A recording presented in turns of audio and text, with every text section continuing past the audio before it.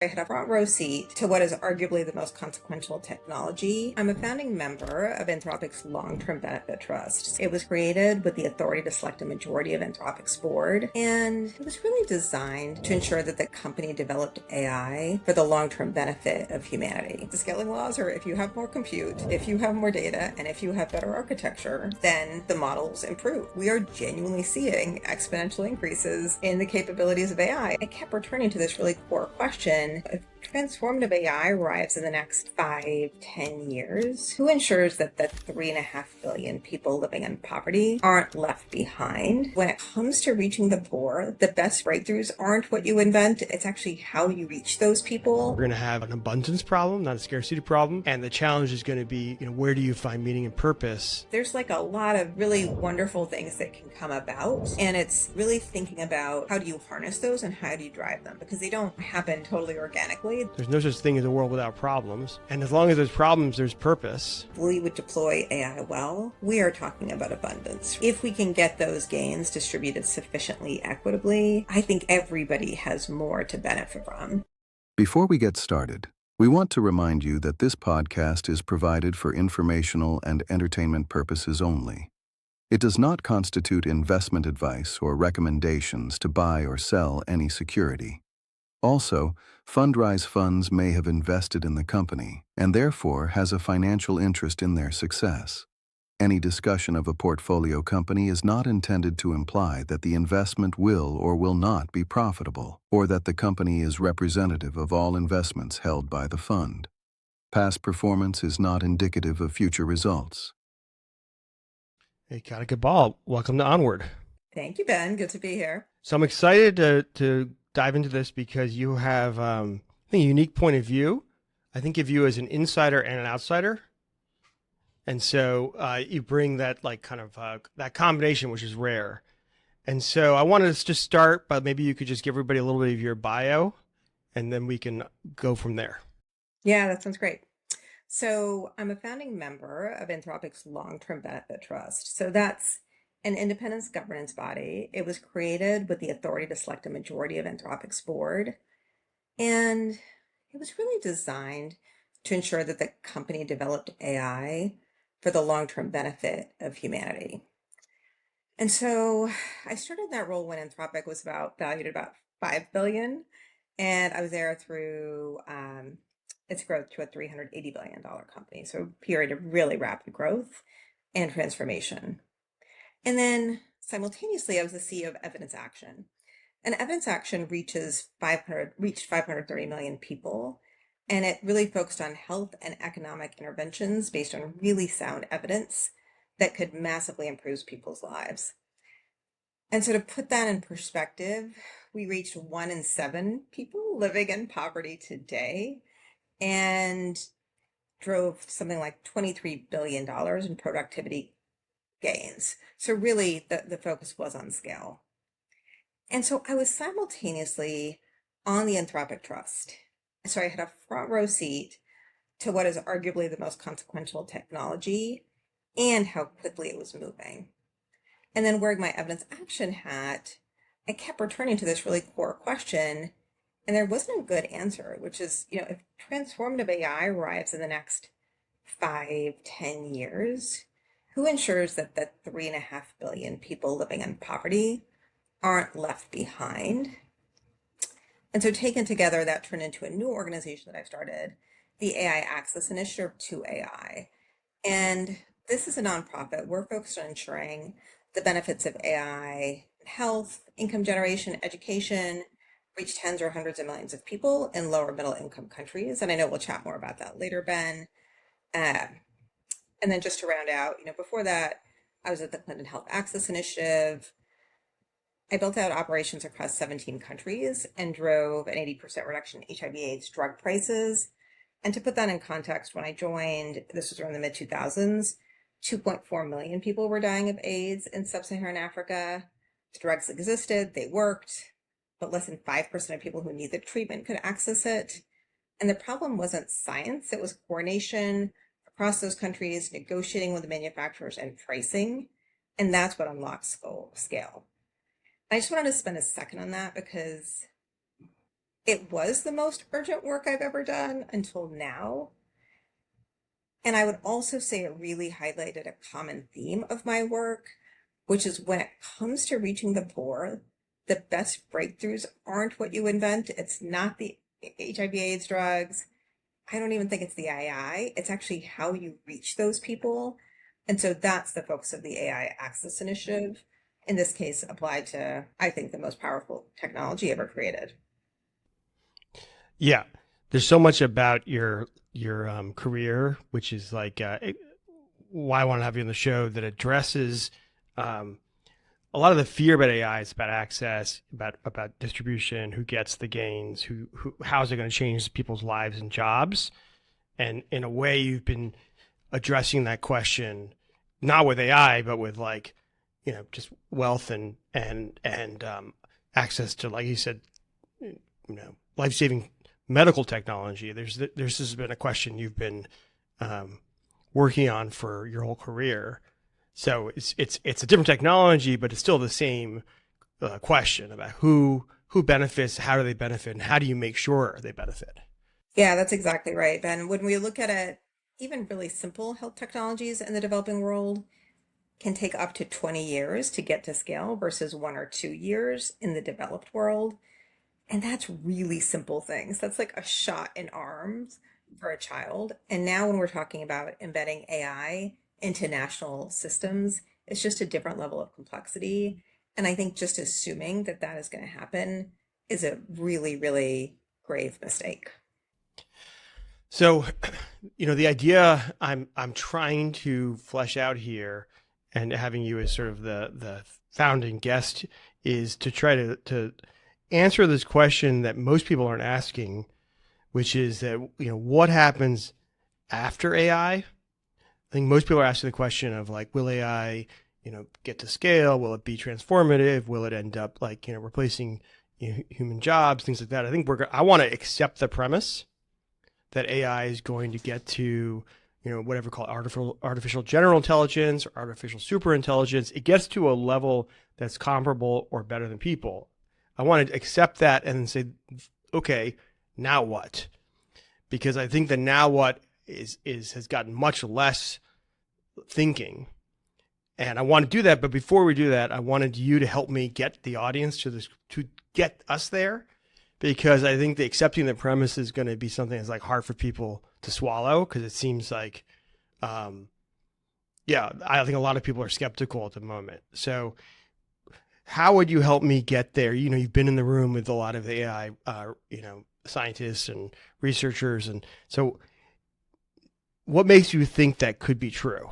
So I'd say when I first started on the Anthropic Trust in, I think it was mid 2023, it was AI was a black box to me, right? And why these assertions were being made weren't entirely clear. And I went through a lot of training, a lot of learning, and I think just to break it down, I came to actually see like how this is based on pretty reasonable hypotheses and empirical data. So in terms of why people think AB, various labs and others think AGI might be coming or something approximating it, the core belief really, in my experience, rests on something called scaling laws.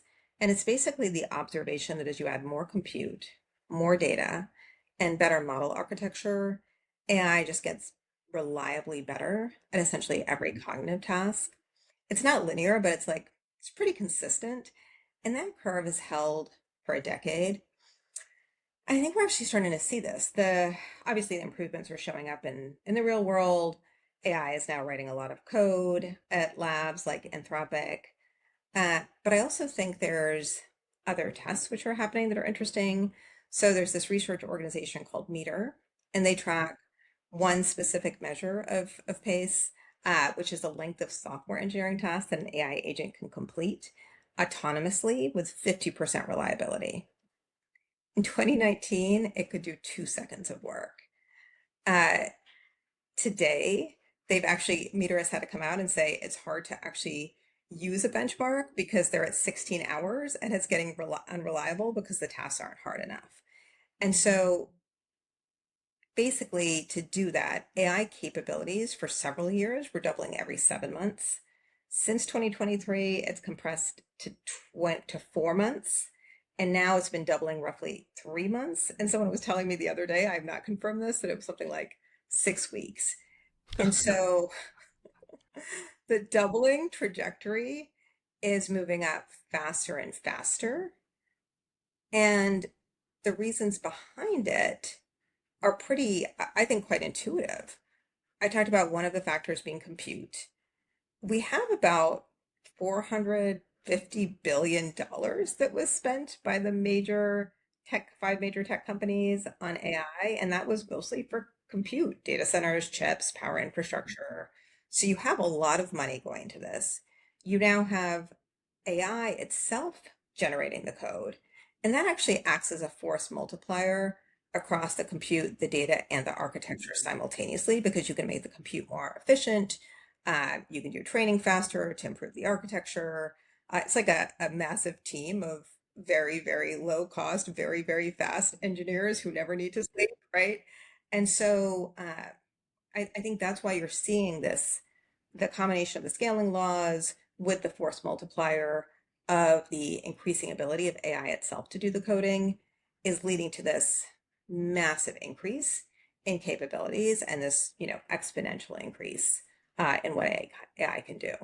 Yeah, let me try to drill down on that a little bit because I think we're trying to move past this debate, but so I want to do that by talking about a few people you may know who have moved past skepticism. So you must know people probably at the AI labs who are absolute conviction that we're getting to AGI or maybe ASI. So when you talk to them, and maybe you have that conviction too, like what is different about their thinking? Like, this is like a very kind of wild idea.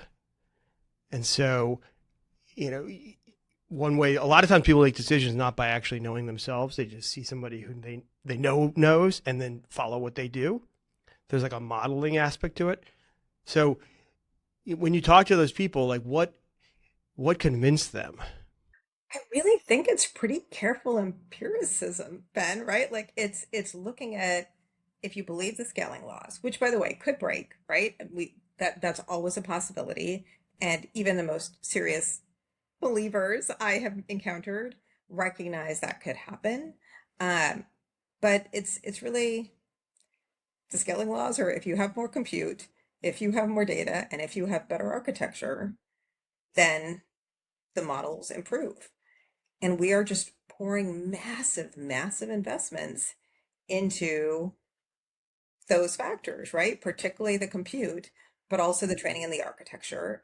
And then if you have, again, AI itself that is more and more capable of driving improvements across those three factors, I don't want to sound simplistic. Like in my head, not an engineer, but a math econ person, like it's just math, right? And so it's both that factor combined with the fact that like we are genuinely seeing exponential increases in the capabilities of AI. It's not that it's gotten so good that we're now starting to see a slowing in its capabilities. We're actually seeing that like go faster and faster. I can talk about why that might not be true. I don't want to sound like I'm making the case sort of from someone who uh, as to why to me it seems like a pretty rational assumption.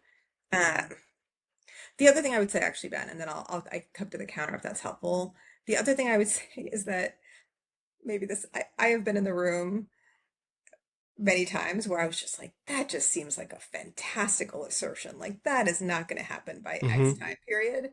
And then by X time period, give or take a few months, like X happened. And so I also think it's increased my belief that there is just real grounding behind a lot of these forecasts. That's much more anecdotal. Yeah, yeah, that's what I was trying to get at by my question that maybe wasn't as elegant as it could have been. That when you're saying we've seen this exponential growth, it's really like you have, and some people close to it, but like my mom hasn't, right? Like it's a lot of people aren't really seeing it change their daily lives, and so it seems, as you said, fantastical that this thing would all of a sudden become artificial life, artificial intelligence of at a level that's comparable or better than people. And then why I want to move to the accept the premises is that like that scares people. And most people actually think that's a negative. Yes. Yeah. And just one other, like, this is an anecdotal thing, but yes, I have seen it. And also, if you actually take a step back, when was ChatGPT 3? I should have introduced. 20 Was it 2022, oh 20 in 2023? November 2022, 22. I think. Yeah. And at the time, I remember me and all my friends thought it was so cool that it could like write a fun bedtime story that was pretty short for a kid, right? I remember being like unicorns and whatever, and that seemed like a big deal. And now it's doing coding for like the biggest firms in the world, right? It is, if you think about the objective capabilities of that seeming like just blew everyone's minds when it happened to where we are today with the capabilities. I actually think it's happening, but if you don't understand the underlying factors, maybe it's not as clear to connect the dots in terms of like what that means in underlying capabilities. Yeah. And so this question or this like explanation that you've gone into, I think that's where most people's energy is, and that's why I want to move past it and say, okay, you know what, it's happened. Anthropic was right. OpenAI was right. We end up having they call it AGI or ASI, but for normal people, it would essentially be human-like intelligence in a machine, or beyond human-like intelligence. So what now? What does that mean? Like, is everybody out of a job? Does it just mean 10 people are worth 100 trillion, everyone else is impoverished? I feel like you actually have a lot of firsthand experience dealing with, okay, there's some people who have a lot of wealth. Probably your funders have worth billions, or maybe you have funders even worth more than that. And you going to subsistence farmers who live on $1 a day, and you're trying to help them. And you're genuinely trying to help, right? But I can see it be causing resentment. I can see it being very difficult from a social point of view. Like, is that the right way to think about this, or is that just totally the wrong way to frame? This, like, is AI like that much further ahead of most people, and it's really like this patriarchal dynamic? My hope, Ben, is that it's not, right? And that we have an ability to shape how it moves forward and how it develops. And so that's such a big question. And I think maybe I'll start with just how I think about it for the global South and for lower middle income countries, right? Africa, Asia, Latin America. There was a point in the trust where I think this was maybe like a year and a half ago. Anthropic's trust, you're saying? Oh, sorry, the Anthropic Trust. Yes, in the Anthropic Trust, where the leadership of Anthropic and the board the trust started discussing, how do we actually ensure AI benefits 3.5 billion people living in poverty? And it was myself, it was several other international development leaders, and we didn't have a good answer. And that seemed really deeply troubling to me. But I went home, I talked to my husband about it. I'm like, what do I do? And I felt this like sense of responsibility, but also kind of surprised that nothing was happening, and asked myself, what should we do? And so I basically said, okay, well, I want to look at this really rigorously and in an evidence-based way and say, what can we do? What is possible that could change the outcomes for these countries? And so, I assembled a team of experts, Dario himself, there's a Nobel laureate, Michael Kramer, who's amazing, Kent Walker, who's a president at Google, all signed on as formal advisors. I sourced 50 ideas from very talented, academics, philanthropists, NGOs, others. And I said, what's AI enabled? What's scalable? What's evidence-based? What will be cost effective? And then we put it through a process where we looked at all of those things and we got down to 10. And then we said, we really, want to focus on 3 big bets that could improve the lives of tens, hundreds of millions of people. And I started the work being like, are there actually things we're going to want to do, right? Are there things that could transform people's lives? And the exciting news was there were actually a number of things in health, in education, uh, in income generation that could be transformational. And we're now working to scale those directly. We are also thinking just much more broadly about how do we build an ecosystem of funders, of other NGOs? Can we incubate new ones to take this on? And so it's a very long-winded way of saying basically, Ben, I think this isn't, there's a lot we need to do, but humans are very adaptable and we have agency. And so there is an ability to shape the future in the way that we want to. And so I can speak to it from the lens that in the hat that I wear. But I think that individuals in government can be thinking about this, in companies, right? We have that ability to shape the outcomes positively and ensure that actually AI is a force for benefits much more broadly.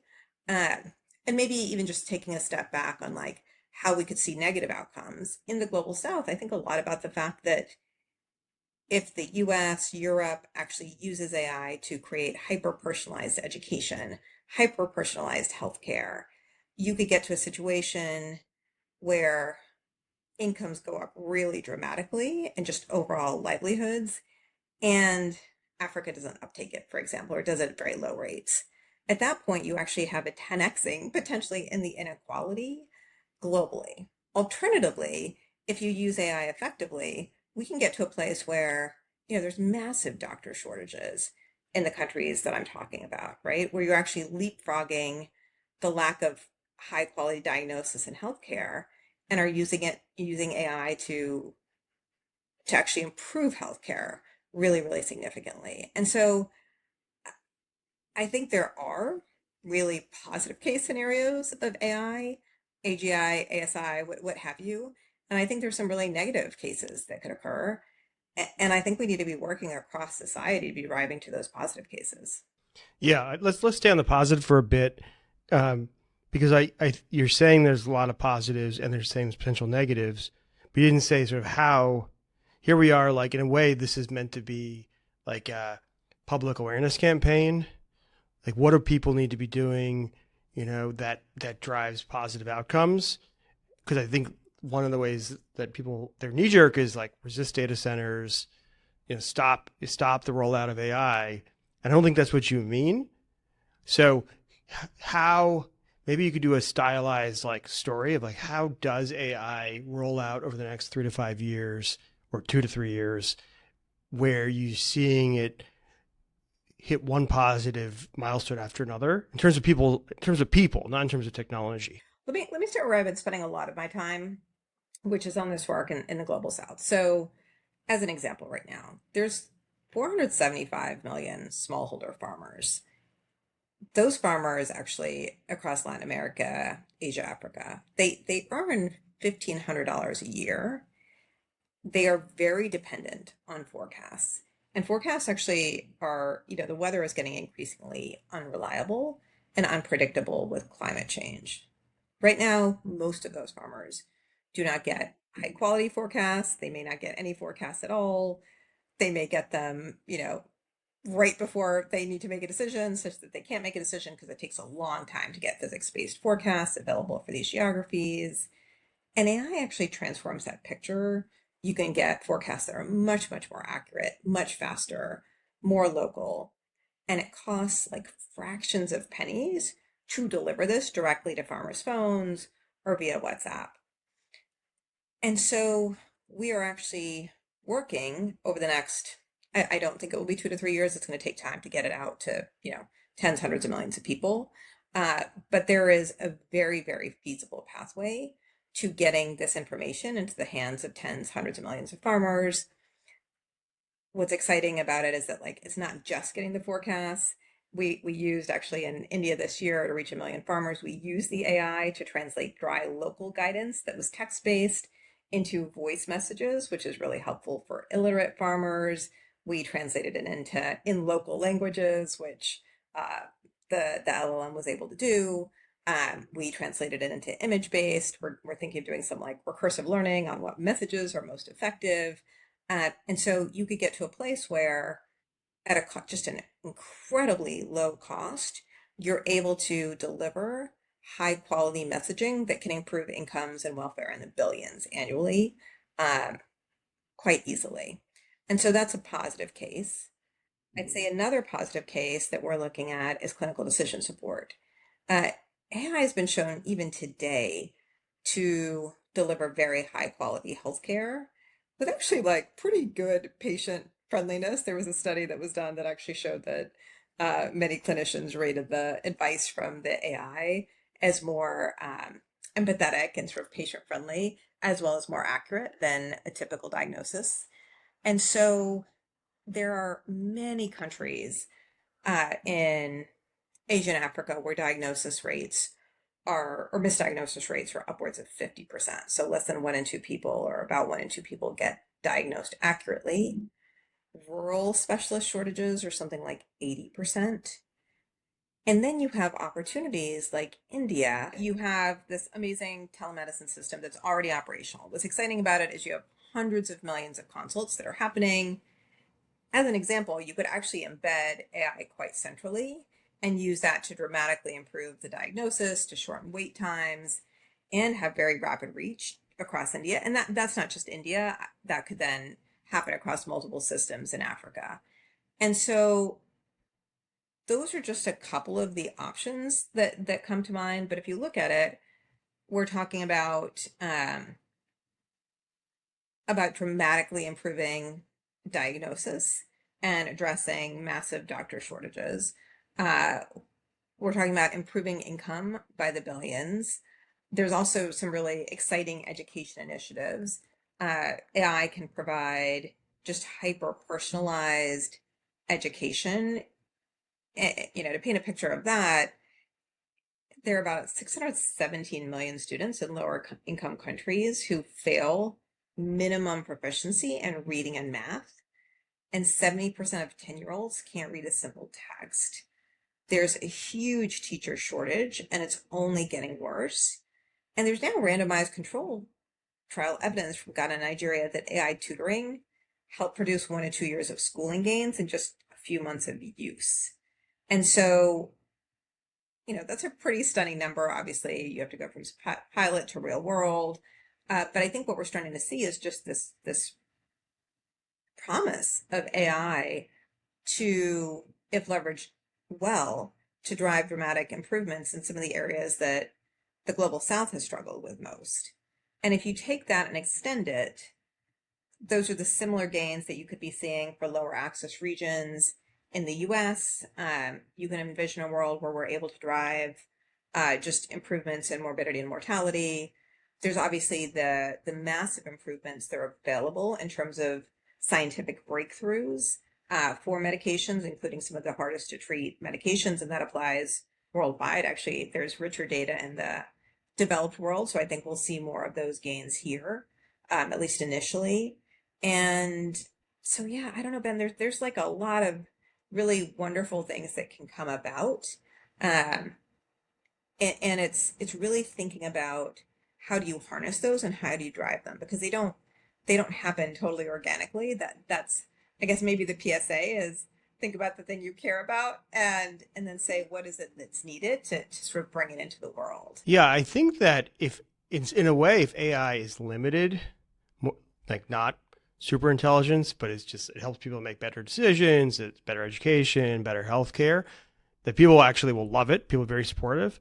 It's where it gets better than them. It's where it takes away their jobs. It's where they are displaced, that people are no longer supportive, right? And so I think it's okay, AI actually is a better doctor and a better teacher and a better decision maker than 99% of people or 100% of people. Most people are not on board saying that's a great idea, but I think that's what people at these AI labs, or at least some of the people at AI labs, think's going to happen. And I'm saying, okay, if that's true, which I'm saying, I'm accepting the premise. Okay, like it's not going to replace a subsistence farmer. And most people in America who are voters are like, well, great. I hope the subsistence farmer does better. But what about me? Like, what about me? Like, what's going to happen to me if I don't have a job? So there, I think going back to your question of what do I think needs to happen, I would say we need to get really, there are two things to separate out. There is actually, will the AI technology move as quickly as people think it might, right? Whether it's over 2 years, 5 years, 10 years, it is very fast in human history. And so there's that piece. The second piece actually is how do we adapt, right? We may actually find that AI is only beneficial as an augmentation of teachers, but that ultimately an AI cannot stand at the front of the class and tell the kids to behave and understand the social dynamics and manage them, right? And so then you still need the teacher for that human element of it, right? That's just one very simplistic Yeah, but example. that's again, that's the world where I think people, society would be happy. But I was when I met you, you were with another person. I'm not gonna say her name, but she's a senior person in AI lab, and I was asking her about like, does she really believe that AI is just going to become super intelligent? And like, and she was like, yeah, I totally believe that. And I was like, what about all the physical world? She's like, well, AI will build robots. And then I said to her, yeah, but isn't there some limit? And she said, I guess there's a limit to how many robots it could build. You totally see her saying that. Yeah, and I was like, oh my God. And so there's these people who are really, really close to the actual like nuclear fusion who believe it's going to infinity. And I'm trying to accept the premise because I think it helps. In some ways, the extreme view helps, um, like better illuminate what the potential could be. And yeah, but it's also but I think mostly it scares people. Yeah, look, I think there's a world where I want to be honest. I am also a person who both thinks that is plausible. I actually think it's less about what the technology can do and more about what society is willing to accept and how humans operate. I have less of a question that actually AI could get there and that the robotic technology could get there. I think I have a more of a question of like, will children listen to a robot, right? As an example, like where will the limits of society and human interaction reach such that actually that creates its own natural ceiling? But to like, let's say that we have robot teachers and we have robot farmers and that is our Mm-hmm. future. Mm-hmm. I think then what we're starting to pivot to is how do we create meaning and purpose? And that to me probably falls along two different dimensions. One is how do we use AI to really improve upon our lives? And I think that, again, I've spent much more of my time thinking about that for the Global South, but I actually think a lot of the tenets are very similar. How do we use it to dramatically improve our quality of life, both mental health and physical health? How are we using AI to improve education? Education not as an instrumental usage, but actually as a way to enjoy and experience life and augment our knowledge base. How do we use AI to ensure that gains of AI are equitably and fairly distributed? Hopefully, knock on wood. I think that is something we really, really need to work very hard towards and is not a foregone conclusion. And so that's one sort of element of it. And then I think the second element in terms of painting a positive picture is saying, okay, we all now have a lot more time on our hands. What does human purpose look like in a post AGI world? And that's something I've thought a lot about. I have a 13-year-old, and I ask myself, what will his world look like um, if we do have the robot teachers and farmers?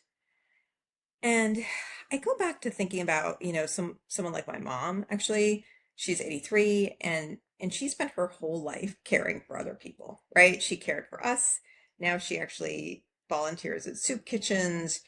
She cares for like her elderly friends when they're sick, she takes them food. And and actually, Ben, we act as though this is going to be this giant social experiment that's never been done. But actually, for like many generations of women and actually many people across the global south, they haven't had access to paid work, right? For the expectation has been that they will be caretakers. And so they're actually, there's like I don't want to overplay that, but like there's a rough precedent for this in some ways, and I think many have found meaning in it. I think at a more societal level, what I want us to do is to really think about how we institutionalize caring and actually use it for a way to both drive human purpose and meaningful improvements. And so, as an example, one of my a good friend of mine, Vicky Hausman, is starting the American Service Project. So that's actually meant to reimagine and scale national service in the United States for the modern era. Anthropic's launched Cloud Core. Cloud Core is going out there and getting um, young people and placing 1,000 early career fellows in nonprofits. You can imagine like similar efforts globally, revitalized Peace Corps, um, more equivalent that's targeted at all ages, and really thinking about what are the physical problems in the world that we could be addressing. And so, I guess if I were to sort of pull back on this, what do I see as the key pieces of a positive future? One is we're really, really thoughtful about deploying AI in ways that actually meaningfully improve people's lives. Two, we're starting to think about how we use that excess energy. I am more of the carer archetype. Others may have different, you may have academics, you may have, various others who have other ways of continuing to like advance and find that purpose. But how do we actually create like really thoughtful, institutionalized scale channels to harvest and harness these energies and prevent societal disruption? And then three, how do we work towards more equitable distribution of AI benefits? Because I think it's both important for the world and it's also just really important for global stability. I think having a massive underclass is not what we want, both from an ethical perspective, but also from just like a social stability perspective. Okay, there's a lot in what you just said. I was going to say, you asked me to riff, so I'm just yeah, I actually, I'm more focused on the next 10 years, so I haven't spent as much of my time on the full transformation, but yeah, that's where I think I'd end up. But I feel like I think you put your finger on the pressure points. The limit is what society will accept. Yeah. I think let me just stay on that for a minute because I feel like most of your experience, and this is me having read about you and talked to you a little bit, like that most of your experience in change management in the global South is actually what society is about. The change it's not about the technology. It's not about actually fundraising. It's actually like, yes, how do you get this change, this medicine into the people's daily lives, and the change is the hardest impediment. that's exactly right. Yes. Now, I will say a lot of the change is government systems. And government systems are inherently built to be risk averse, to be slower moving. I do ask myself to the extent that that if it is more driven by like private sector uptake, then I could see a faster uptake. I'm thinking more of AI, but I think the cap will be, is there enough societal backlash? And then you could foresee regulation coming in, for example. Foresee, I guarantee. But I was trying to be diplomatic. But if I think about some of the projects you've done, with like deworming or HIV or clean water, like every single time, it felt like what made it work was that you made it easy for people, not that it was like making it easy was the magic that made it like scale. Making it easy was the magic. Yeah, it's with our deworming work. So just deworming, it costs like 50 cents per kid. And it's been shown that for every dollar you spend, the kids are in their income's improved $169 over their lifetime. So just like an unbelievable bet. And when we started this work, we were in like 2012, a handful of kids were getting the treatment. And we kept, people kept trying to deliver via clinics. It was sort of ad hoc treatment and it wasn't scaling. And so we said, what's the simplest way to do it? And we actually started doing it in schools. And so you're meeting the kids where they're at. And then we did mass deworming days. So it was like once or twice a year. So there was a big logistics push. And so, yeah, we made it easy. We made it easy because we were meeting the kids where they were at. We made it easy because it was a single day. We made it easy because it was turnkey. And yeah, I think that's the magic. And even as we're picking like a lot of the stuff for the AI Access Initiative, one of our big pieces is this tractable? Does anybody need to change their behavior? If not, like that's a big thumbs up, right? And yeah, so I think simplicity is really important. Yeah, because I think about the two things that people dislike most about AI. I think is they're worried about it affecting them economically, and they're worried about change. That's right. And I actually feel like, and it's like I feel like this is most people in AI will say this, that this is a pie expanding technology. So it's not really about scarcity; it's about abundance. The analogy I was thinking about earlier today is that for most of human history, so let's say 100,000 years, caloric scarcity was what defined our entire life. You never had enough fats and sugars. And then in the last 30 or 40 years, we had sort of like completely fats and sugars are infinite. You can have as much fats and sugars as you want. You can have as much calories as you want. And our society never sort of knew how to deal with that problem. Right. So I think that's what's going to happen with AI. We're going to have an abundance problem, not a scarcity problem. And then in that situation, and in this case, it'll be abundance of economics. And the challenge is going to be, where do you find meaning and purpose if you essentially, like most of your day, most of your time was spent earning money, right? You no longer have to do that, but actually you don't know what your identity is if you don't do that. And most people, and maybe I can, not to be too un-PC, but a lot of men find their identity in work, especially like really like, it's like very male in my opinion. So okay, no work, no purpose, no joy. And that's why you said this archetype. I think that I think of you as a carer. You're trying to care about the world. I have some friends who never think about that. They think about building things or exploring the universe, whatever their thing is. And if they could somehow see AIs encouraging that passion, like it lets them get to the stars or lets them whatever it is that they care, that basically defines their inner self. Like they would all of a sudden see it as a positive, and they wouldn't be thinking about it as a zero sum game or, give me universal basic income. They'd be thinking about like, what does this enable me to do? But I think that's hard because changing people, changing behavior is the hardest thing of all the things you try. You're saying that's the thing you try to avoid most of all the, when you're trying to fix the dimensions by which you're trying to make positive impact, just don't change people's behaviors and you're in good shape. Yeah, and when you think about it, there's like so many dimensions of change that we're talking about, right? So first, we're asking people to envision an underlying pace of change that has never happened in an abstract way with something that seems like a black box. That gets to our earlier discussion about the scaling laws and like why it's hard to even like fathom this, right? That's one. I think two is there's a lot of pretty legitimate fears, right? There before you could unblock using AI to get to the moon, you have to get over the fact that you don't have the job you've done, that you've built your whole identity around, right? And so there's fear of how will society manage this, right? Will we actually get to the UBI? Will the UBI be enough?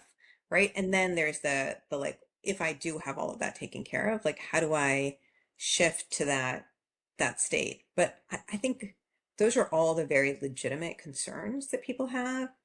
And also, I'm like you, Ben. I think that if we would deploy AI well, we are talking about abundance, right? We are talking about a different frontier of what we can be accomplishing medically, scientifically, economically. If we can get those gains distributed sufficiently equitably, I think everybody has more to benefit from, first. Second, I like you, I get a lot of my purpose from work. It would be very hard for me to, uh, it is scary. Like I think about it. I think about it for my son and what will get him up in the morning, for example, when he's an adult, if there's no work. But I do think this unlock of saying, can we re-envision what we're doing with AI as a lever is a really, really interesting one. And can we use AI as a force multiplier to do even more? So if you had AGI or even super intelligence, you're running an AI Access Initiative, and you're trying to affect 3.5 billion people, and you have the super intelligence in your area, what do you do? Like, what do you change? I mean, I think I use AI as a force multiplier to actually say across all of these areas, what do we need to get done, right? And maybe it just massively multiplies what we can be doing, right? Instead of me building an institution, I haven't thought about this, Ben, so I'm riffing, but like instead of me building a 100-person organization to take forward the health work, right? Maybe I'm able to have. I still think you're going to need the relationship elements with governments. I still think there's going to be like some human interaction. We will find out. But I use that as a force multiplier to achieve the objectives. And instead of reaching tens or hundreds of millions of people, now maybe my goal is hundreds of millions and or billions, right? Instead of saying I'm going to do it in 2 areas, maybe we're able to do it in 4 areas. And so for me, it really like lets you step up the audacity of what you're trying to do. Maybe instead of saying we're just going to improve diagnosis, maybe I'm using AI to transform how national health systems push out drugs and connecting it to supply chains so that when there's a diagnosis, like the medicines are there. I don't know. I think there's a lot of moonshots we start being able to go for. It just seems like everything you're saying, the sort of the possibilities of AI bias towards people who have certain proclivities, willing to take moonshots, willing to change, willing to do more.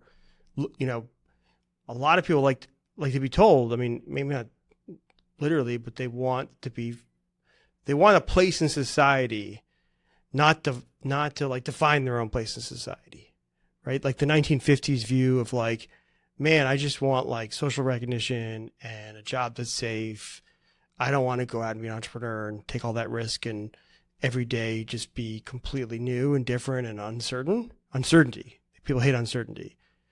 And so, but you're describing a world where the people who are most confident, most comfortable in uncertainty, most comfortable with uncertainty are the ones doing great. But what about everybody else who feel overwhelmed? Such an interesting question. I mean, now you're taking me out of my comfort zone, Ben, into bigger questions I haven't spent as much time pondering. I would say that then for those, we need to start thinking through what solutions or what options exist, right? Maybe they're more involved in things that involve the physical world and that are more routine, more building, more. I don't know. What's your take on this, Ben? I'm sort of it's a really, really interesting question. I mean, I'm assuming that this AI you're describing that we're accepting, the super AI, ends up being the one that decides a lot of this. And so this is, some people won't like this, but it will know a lot about my son and it will say, okay, this is actually what I think my son would really like. And then it would put those things in front of my son and those things would be hard, but achievable. And it sort of becomes like you're maybe a mentor if you're on one way, or it's like a game designer. Another way to think of it is, and because in a world where the AGI, there's still problems. There's no such thing as a world without problems.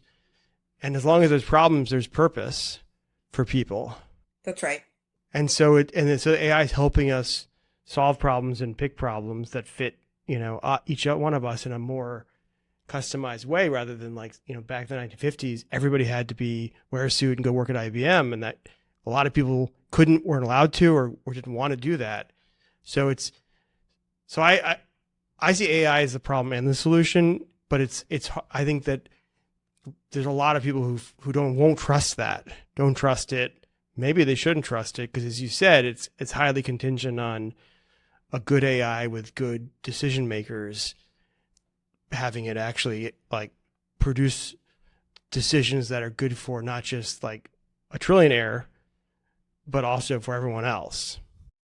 Yeah, super interesting. So it almost feels like you're talking about like a hyper customization of everyone's purpose. And so some people may actually want the purpose. Others may just love spending their day playing chess and mahjong and whatever, right? And you can create that sort of world. And others may really enjoy being in the physical world and going out and building houses with habitat or what have you, right? And so but the ability for AI to really tailor and say, okay, you actually really enjoy sort of this set thing. Let's create that like environment. Well, it's a really intriguing idea, Ben. I mean, the thing I feel like is the worst idea is the only idea everybody in AI world talks about, which is universal basic income, UBI, which 20 years ago everybody called welfare. Like, I don't think taking everybody and making them unemployed and then giving them like money from the government or an AI lab is going to have good outcomes. Is it what people really want and really need is purpose, meaning, and work. Whether that work is, you know, being an exhibitionist and being the most popular person on Twitter, like it's an activity. It's not no activity. I think that's a recipe for a revolution. But anyways, that's why I wanted to have this conversation, have people start to develop other kinds of ideas that I think are more likely to be successful, that moves the society's limit up to accept change.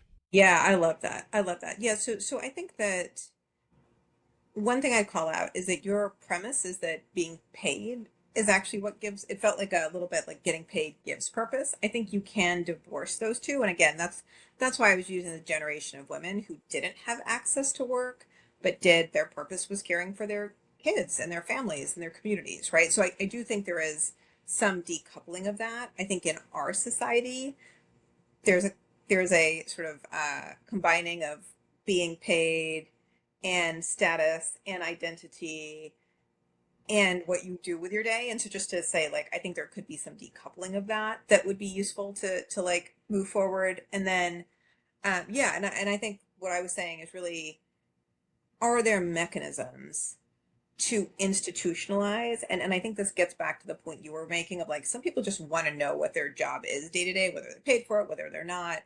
And so to me, that does get to how do we create institutional solutions so that this may be like more trusted, whether that's like a national service corps, which could be deployed domestically. What was it during Hoover? Did they have something where they were like building a bunch of things? Mm-hmm, Right? mm-hmm. There's plenty of infrastructure we need, even in the U.S. That's out there. Working in like less developed countries, there's a ton that needs to be done there from a physical basis. You could set up those types of core. There could be other things for like academic tracks or something, but I think I really like the idea of saying, okay, across society, in this like in this AGI world, what are tracks that people could be pursuing and seeing if we can go after it. I would say the other thing that I would be really excited about is, I think uncertainty increases the resistance to change. So I think the more that we can actually have sort of a pathway of saying like, okay, we actually think that here are flags that AI is moving at a certain pace, but also here's flags that like society is actually able to like metabolize and digest it. And we're able to get signals on jobs, which jobs are more affected, which jobs are less, which regions, etc. I think that will immensely ground our policy solutions. And so my push, which is like less, I guess like completely blue sky, but it's more thinking about like a transition, whether that's 10 years, whether that's 50 years, would be to argue for much better data about what is actually happening in the world, combined with much more iterative policy making and solutioning. You and I are like pie in the skying it, but like there could be a lot more work to be like, okay, we tried this, that really worked, that was a real failure. And then actually then saying how do we cost and actually get these to scale. And so I think that work, the more chaotic, the more uncertain change feels, the harder it is for people to accept. And right now, I think part of what's so hard is that it just all feels ungrounded. Yeah. It makes me kind of go to a different question, which is that like I feel like where I'm doing is the kind of classic mistake of an intellectual. So you can imagine a world where AI enables, as you said, like a special track for every person. It's super customized. But at the end of the day, you're describing sort of a central planning kind of concept. Now it's central planning in the sense that it's centrally planned by not people, and so maybe it works better. But the Achilles heel to central planning is authoritarianism, and people don't trust authoritarian power, like for lots of good reasons. And so it goes back to the central question of like, well, okay, AI might be able to do that, but who decides? Like, there's this question of some group of people deciding how AI gets built, how AI gets distributed. Like it has good for it to have good outcomes. It's not just the AI labs, it's not just the governments. There's a lot of, but like how does that just, if this is as transformative as we're accepting, within 5 years, you have better have gotten this right. So how does that happen? I don't think we should accept that it's the government or an AI labs alone doing this. I think we need to have individual actors, leaders, testing, monitoring, ideating, scaling ideas that work. Because I think the more I think the planning can happen at different levels. It can happen at a national government level, at a state level. It can happen with corporations. It can happen with what I'm doing, which is an NGO trying to figure out how to do it, right? It can be happening at a philanthropic level. But to me, it's really saying, what is the future we want to build to? And then how do we, at both a public and a private level, gather the information, resourcing, solutioning we need? Because I think I guess the alternative I was sort of envisioning is not that you were suggesting that, but I think there is a not crazy world where the pace of everything takes people by surprise. The combination of like change resistance, uncertainty, black boxiness of AI results in a place where we haven't thought through those questions. And 5 years from now, we're sort of scrambling to, or 10 years or 50, whatever, scrambling to adjust. And I think my push is more to say, okay, at every level, every node that is out there, to actually say, okay, what are the potential scenarios? Let's say I lead a massive corporation. What would be signals that actually my company is likely to undertake massive layoffs in the coming years, right? How am I responding to that? How am I actually like testing, iterating, watching what others in the industry have done? I think that's influential. And I also think the government doing that is very helpful. So I don't think you can get away from the government ideally having an important role in all of this, or multiple governments, but I do think there's private citizens have a really important role to play as well. I don't know, what do you think, Ben? There's sort of two different ways to answer the question. Is like, what can I do, and what should like someone do? Yep. And so I think what I'm trying to do is I think that the amount of success of AI is going to be dictated by, I think, as you said, the limit at which we can accept the change that needs to happen, and that the response of resisting that change makes it less likely to have good outcomes. And embracing the change is actually will drive the success we want.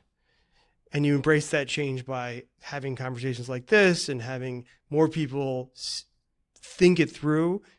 Not that you're thinking it through because you're going to actually be able to make a good decision ahead of time, but you're mentally prepared for that change. Because I think that in my experience as an entrepreneur, after now 15 years, 20 years doing it, nothing works in theory. Everything works in practice. And so I'm not saying that we should come up with a theoretical framework, some master framework that will hold true over the next 5 years. I'm saying, at least what I can do is I think this, if we see change as positive, not change as negative, then we're like a long way there towards success. And there's a separate thing. What should someone do? Someone with authority, someone who's in power. I think that's a lot harder. I don't know the answer to that one. Like, hopefully they are selfless, right? Hopefully they are worried, but I don't know what the answer is. I think that's exactly right. We talk a lot at 2AI about trying to find solutions that are evergreen, where if AGI comes in 2 years, the solutions are good. If it comes in 15 years, it was also good, right? And that's not always the case. I think we need to have sort of, again, and we call it short and long timelines, right? We need to have a variety of timelines and do some scenario planning.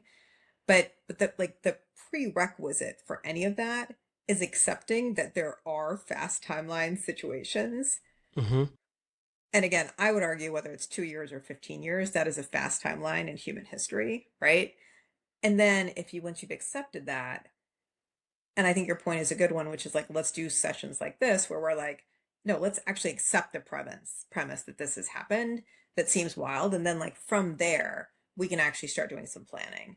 And then as an entrepreneur, I found exactly the same thing as you, which is I call it like learning by contact. One of my former military colleagues share that. But the more that you're actually getting in there and grappling with the problem and having other smart people grapple with it and trying one thing and failing, and you're at least in there and you're advancing the frontier of your thinking and knowledge. And I think we just need a lot more of that along a lot more dimensions of this problem societally.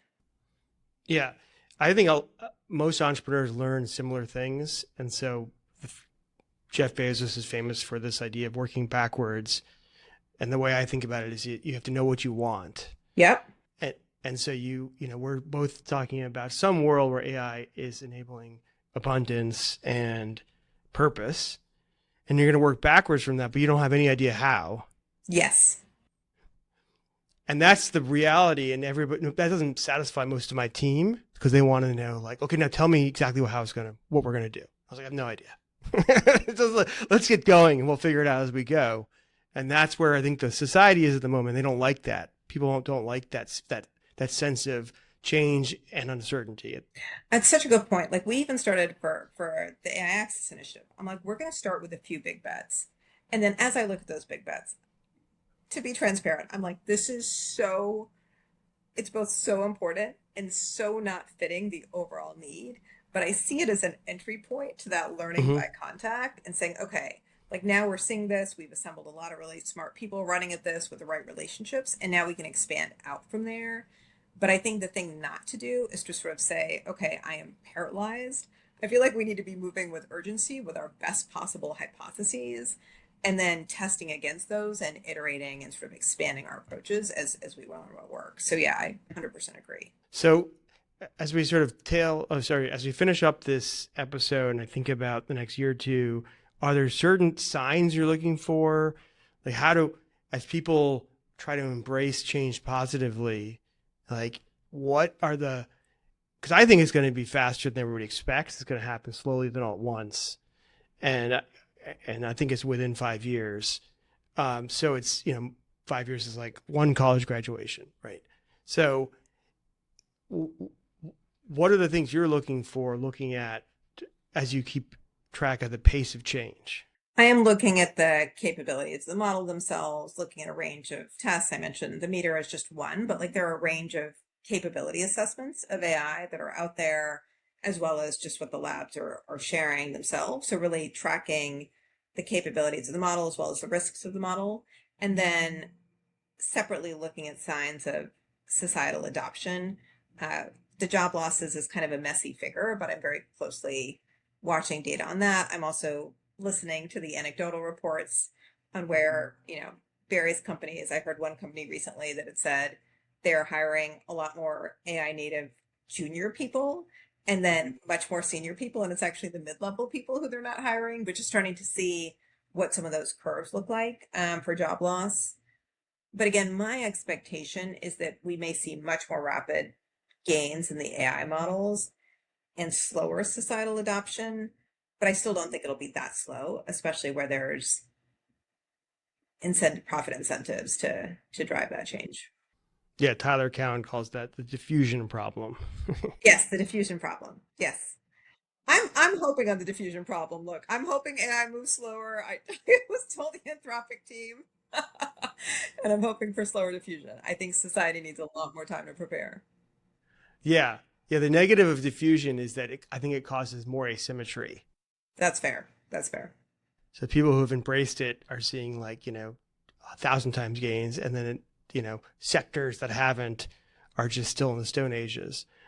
And so it's and that I don't know what percentage of societal strife is from, feelings of disparity, feelings of like unfair allocation of opportunity or resources, but some huge part.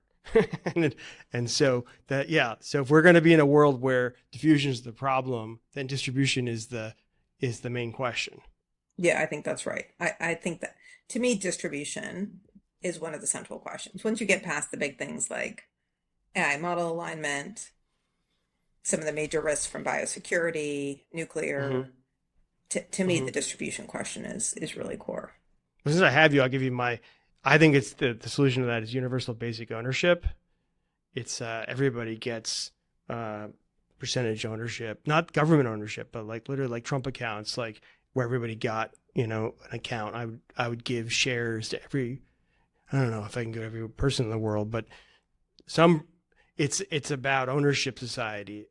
And that's really like what I think changes how people feel about things, the endowment effect, they call it.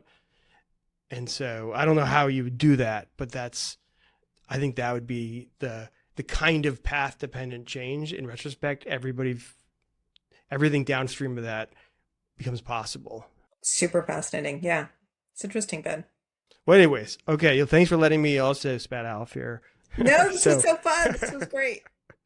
Well, I really appreciate taking the time. I mean, I think what you're doing is critically important for so many reasons. And and I love that you're doing. I love that all the people around you like wanted you to do it too. Like it's like such a positive sign that people in your world went off and said this is the problem one of the main problems they want to solve. Like that's a good sign. Looking for signs of it's heading in the right direction. Like you're one of them. Thank you, Ben. I so appreciate that. And I appreciate you doing this podcast. I think the more we can all get on the same page about the potential outcomes, I think the better this is all going to go. And so thought experiments like this of saying, let's assume what seems crazy to people and start from that premise, I think are phenomenal. So thanks for having me. All right. Onward. You've been listening to Onward. We invite you again to please send your comments and questions to onward@fundrise.com. If you like what you've heard, rate and review us on Apple Podcasts. And be sure to follow us wherever you listen to podcasts. For more information on Fundrise sponsored investment products, including relevant legal disclaimers, check out our show notes.